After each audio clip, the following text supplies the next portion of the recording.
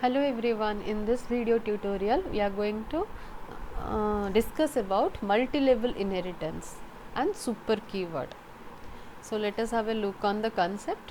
When we will talk about multi-level inheritance, more than two classes will come into the picture, at least more than two classes, at least three classes, maybe four, maybe five, n number of classes also we can use as per the requirement. So, the first point is speaking about more than two classes will come into the picture if we will speak about multi-level inheritance. Then the derived class 2 can be extended, that is what known as multi-level inheritance. In single inheritance what we did, we created a base class, then we created a subclass by extending the base class. So, we told that type of inheritance as single inheritance, but when we are trying to again extend the derived class and again create a subclass for the derived class itself, then we will tell the inheritance type as multi-level inheritance. So, here also the keyword extends we are using to extend the derived class further as we did it in single inheritance. Okay. So, now the class whose features are inherited in other classes is known as superclass. So, superclass already it is a terminology for parent class. Parent class in single inheritance, the parent class is known as superclass or base class, and the derived class is known as subclass. But here the class for which the characteristics can be invoked to another class will be known as superclass. So, super is a keyword which can be used to invoke. Here we can use the super keyword to access or to invoke the data members of the parent class. So, what kind of data members we can access? We can access either normal variable, we can access methods, and we can access constructors by using super keyword. Fine. So, let us have a look on the pseudocode, and then we will convert the pseudocode into the code so that we can execute and understand it more. So, by seeing the pseudocode we can understand. Here we created one class ML test, this is one class, and here one more class is ML test 2, and one more class is MLI1. So, let us see what are all the content of all the three classes, and fine. So, in ML test what are the contents? One string, initialized string value is there, two integer values are there which are already initialized, and we are creating one method which is known as display method, where we are printing the string value as well as the integer values. So, what is the job of ML test 2? ML test 2 is a class which is a derived class for ML test 1. So, we are trying to definitely access the member of ML test 1 as it is a super class of ML test 2. So, generally how can we access? By creating the object, but here without object if we want to access, how can we do that? We can create the method as a member. So, here you can able to see one method called get data, it is a method. So, where we are just using the keyword super to access the super class method. So, what is display data over here? The display data is a method which is the part of ML test 1, fine. So, what we are doing here, we are using super dot display data, that means it will take the display data content from here, which is a super class for the particular class ML test 2. ML test 2 is the extension of ML test, because we have written ML test 2 extends ML test, that means ML test 2 is the derived class of ML test 1. Fine. So, now here it will call the super class method.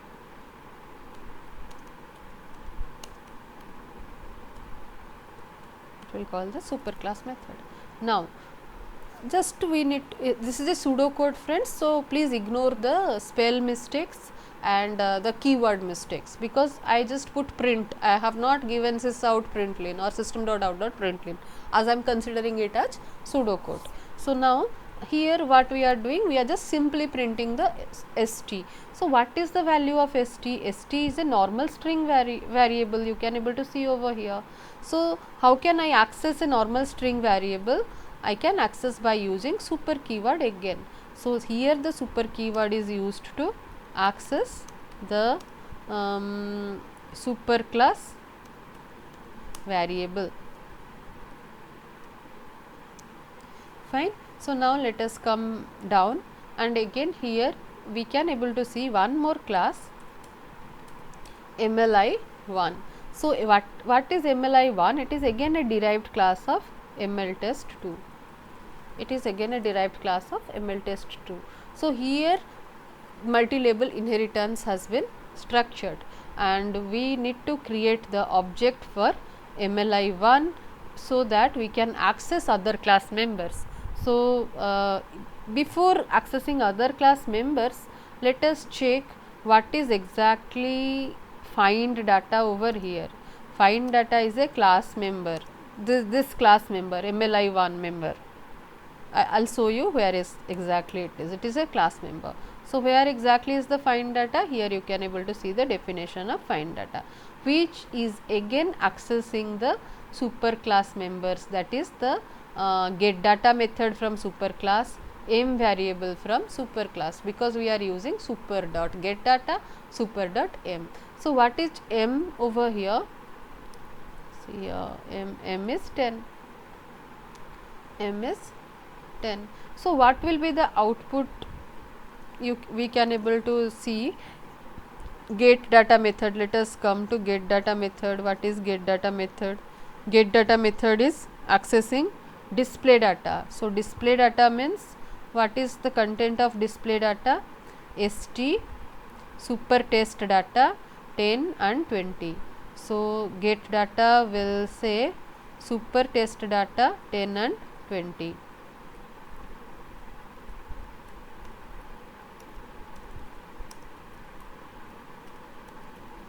Then 10 and 20. Okay. So now again let us go to m. What is m? M is, let us say, where is m? M is, see this, m is 10. So here the value of m will be again 10. Now where exactly we are printing what again? Just come to MLI1 job is done. Then here display data. In display data, what is the job of display data? In get data, get data is calling display data. So here display data job is again super test 1 10 and 20. Fine, super test 1 10 and 20. And what is st? St is again super test 1. So here also again, sorry, super test 1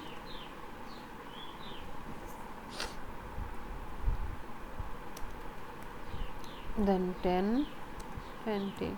st is again super test 1. That's it.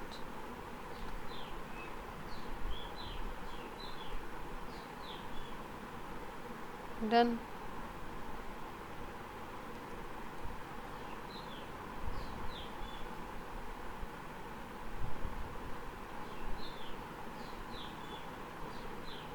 Yes, fine. So what we can able to understand over here, just have a look on super keyword. Without super keyword also we can access the superclass members by creating the object and using the object to access the method or variable. That also we can do. Generally we are doing that, but as the super keyword is there to access the superclass members, we are using those. Fine. So let us have a look, let us get into Eclipse and construct this program and check what will be the output.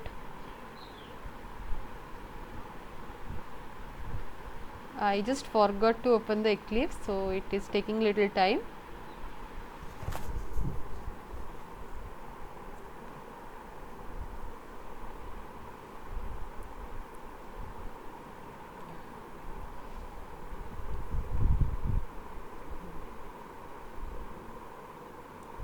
Yes, so let me just create one class.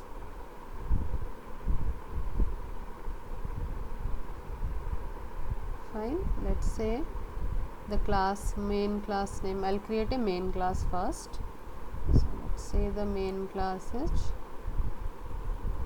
MLI1, or I'll say MLI2. Fine, now this is what the main class, this is what the main class. Now except main class we have two more classes. So let us go to first class. The first class name here we gave as ML test1, where one string and two integers are there, one display data is there. So let me just say, sorry,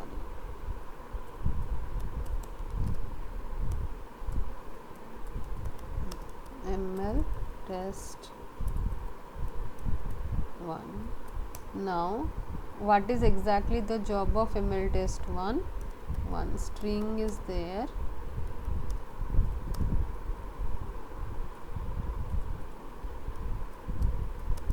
super test, okay, so and two integers are there. Okay, I'll just put the different name. Why it is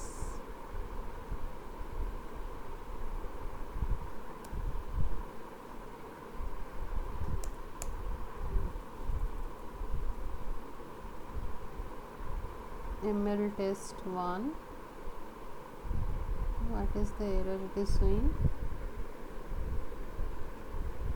Its own file.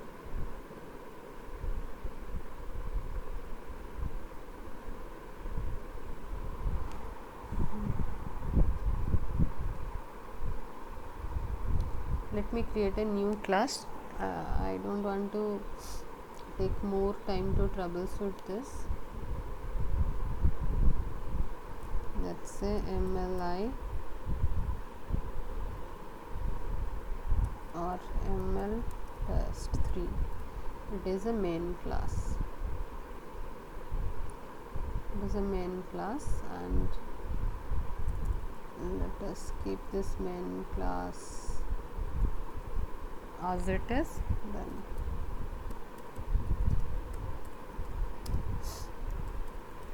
test 2.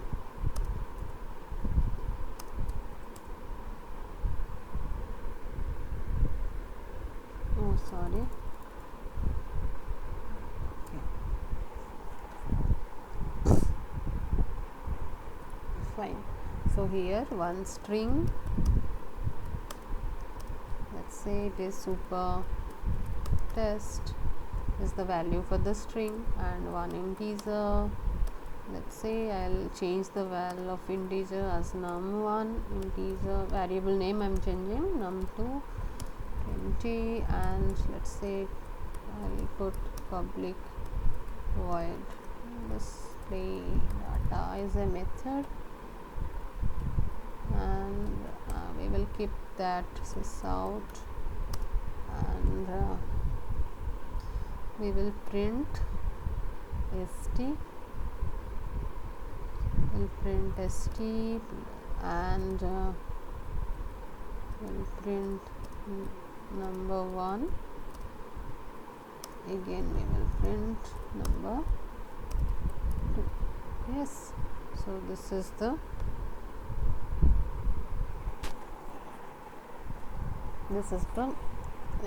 method. Fine, and ML test is the class. So now let us extend, okay, now let us create a class ML test. So what is the main class name again? Let us ML test 1. Now let us say this class is this. Now we will create a class called ML test 2. Test 2. extends, I am creating the derived class of ML test 1. Fine. Now what is the, so what we need to do over here, we need to access the superclass members in subclass. ML test 1 is the, ML test 2 is the subclass. So I can take the help of super keyword. So how can we do that? We can use super dot, otherwise let me just say public void super test m, it's a method, and in this I will call super dot and display data method I am calling, this method I am calling. So it is accessible. So here super keyword we are using to call the superclass method, to call the superclass method now. And okay, so let's come to the main class. The main class, let us extends it from ML test.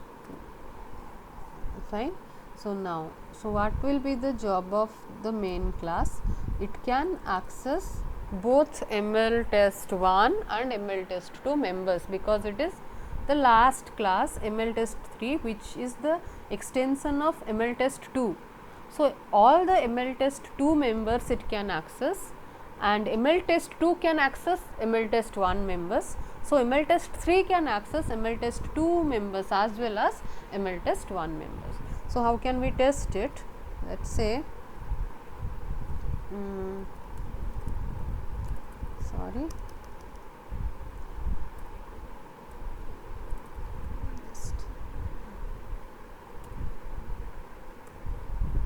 okay.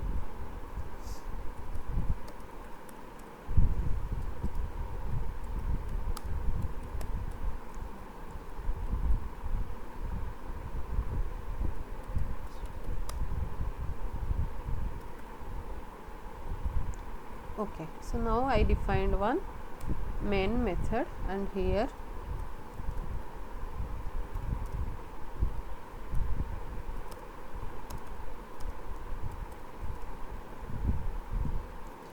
I have instantiated the class. Now let's say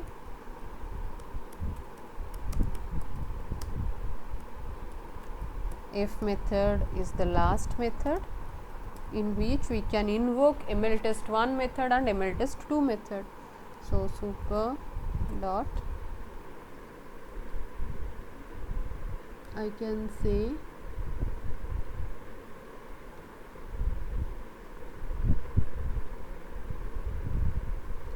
get data, display data, super dot display data. Now this f, oh sorry, 1 second, yeah, this f method is a method. Fine. Now this method we can call over here, empty 3 dot, what is the method name? Method name is f method, yes, because it is a method inside the same class only. So f method will access ML test 2 as well as ML test 1 data. Now let us execute and check what will be the output. And before that, let's say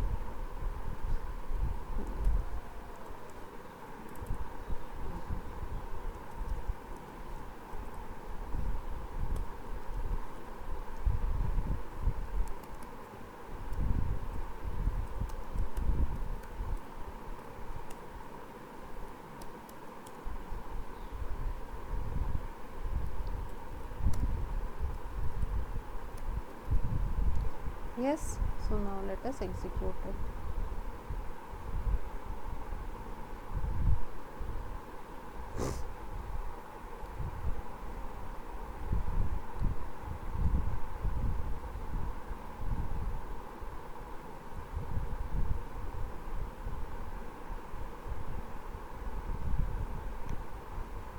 Yes, so it is showing the output as super test 1020. Super test 1020 means maybe display data things it is showing st number 1 number 2. st is super test, number 1 is 10, number 2 is 20. Why? Because we are calling super test m display data in super test m, and the super test m we are calling in super test m we are here we can call super test m